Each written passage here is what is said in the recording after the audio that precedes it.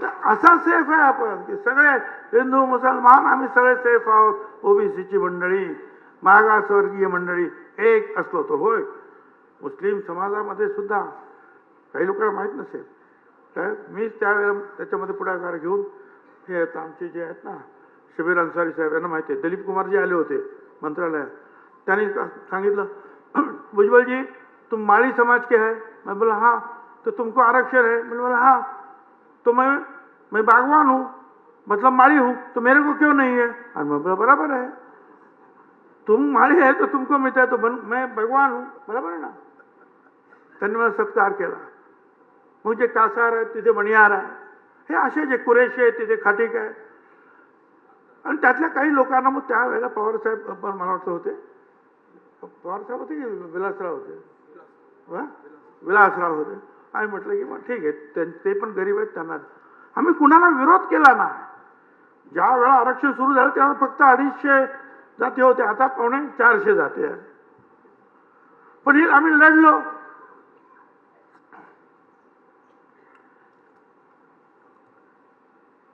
आणि आता पुन्हा निवडणुकीला आपण उभे राहिलो. अनेक लोक जे आहेत लोकसभेला वगैरे, अनेक लोक आमचे जे आहेत विधानसभेला वगैरे, काय करावं आता आम्ही. एकेका ठिकाणी 2-2 लोक आपले उभे राहिले. कोणी काय विचार, अरे असं नाही ताबडतोब होत ना. ताबडतोब जे आहे ही सगळी मंडळी जी आहेत, तुम्हाला जर निवडून यायचं असेल तर त्या मतदारसंघामध्ये तुमचं मजबूत काम पाहिजे आणि त्याचबरोबर सर्व समाजाचा सपोर्ट पाहिजे. आणि त्याचबरोबर जर एखाद्या मोठ्या पक्षाचा सपोर्ट असेल तर ते अधिक चांगलं असतं. तर ही माणसं जे आहेत निवडणुकीला उभी राहतात, मग निवडून येतात. तर हे सगळं आपल्याला हळूहळू शिकावं लागेल. राजकारणात अजूनही मला असं वाटतं की आपली माणसं थोडीशी कच्ची दिसत आहेत. आणि जे निवडून येतात ते अजिबात एक शब्द बोलत नाही आपले माणसं. तर त्यांना माहिती आपण जर बोललो तर आपल्याला लोक निवडून देणार नाही. त्यांचं काही चुकतं असं मी समजणार नाही. कारण माझ्या सुद्धा मतदारसंघामध्ये ज्या वेळेला हे महाशय आले इथे, ते काय म्हणतात सलाईनचे लावलेले जे इंजेक्शनचे सुया, आणि मी आजारी आहे, आता माझं काय होणार मला माहीत नाही, पण माझ्या लेकरा बाळांचं पुढे काय होणार आहे माझ्या समाजाचं, हा मनुष्य याला पाडा म्हणजे मला पाडा. खूप प्रयत्न झाला, त्याचा परिणाम सुद्धा झाला. परिणाम असा झाला की जवळ 60-70 हजार मतं माझी कमी झाली. पण तिथल्या सगळ्या लोकांनी, हिंदू मुसलमान, मराठा समाजाचे सुद्धा आमचे लढवईत 5% का 10% काय असतील मतं ते आम्हाला पडलेच.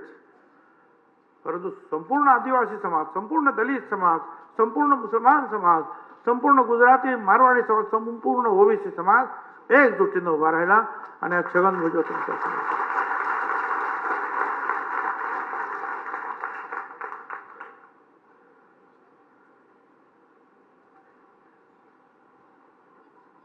पण मी फक्त निवडून येणं किंवा मंत्री बनणं एवढंच माझं काही काम नाही आहे. मला मंत्रिपदाची एवढी हाव असते तर मी मंत्री 16 नोव्हेंबरला मंत्रिपदाचा राजीनामा देऊन मग 17 नोव्हेंबरला जालन्यातील अंबडला आपल्या जाहीर सभेसाठी आलो नसतो. मी पहिल्यांदा राजीनामा दिला. मागच्या गाडीमध्ये म्हणजे माझ्याबरोबर बसलो होते समीर भाऊ, त्यांना सारखे फोन, साहेबांना सांगा राजीनाम्याचा तुम्ही उल्लेख करू नका. विचारा त्यांना. मी नाही केलं उल्लेख, पण जे इंडिकेशन द्यायचं ते दिलं. मी लढणार. 2.5 महिन्यानंतर ज्या वेळेला एक सदग्रस्त माझ्याविरुद्ध काहीतरी अर्वाच्य बोलले त्यावेळेला मी सांगितलं मी राजीनामा दिला. नगरच्या मीटिंगमध्ये मी सांगितलं. प्रश्न जो आहे तो हा नुसत्या मंत्रिपदाचा नाही, प्रश्न तुमच्या अस्मितेचा आहे. श्रेष्ठत्व अनेक असतात, अनुभव हो तोही असतो, पण एखाद्या समाजासाठी घेऊन शेवटपर्यंत लढणारी माणसं आपल्याला पाहिजे. आणि ज्या वेळेला हे असं कळल्यानंतर जे आहे आश्चर्याचा धक्का सगळ्यांनाच बसणार. पण तुम्ही दुःखात राहायचं काही कारण नाही. मी एवढंच सांगतो, कभी डर न लगे, कभी डर न लगा मुझे फासला देखकर, मैं बढ़ता गया रास्ता देखकर. खुद ही खुद नजदीक आती गई मंजिल, मेरा बुलंद हौसला देखकर. हौसला तुम्हारा बुलंद रखो.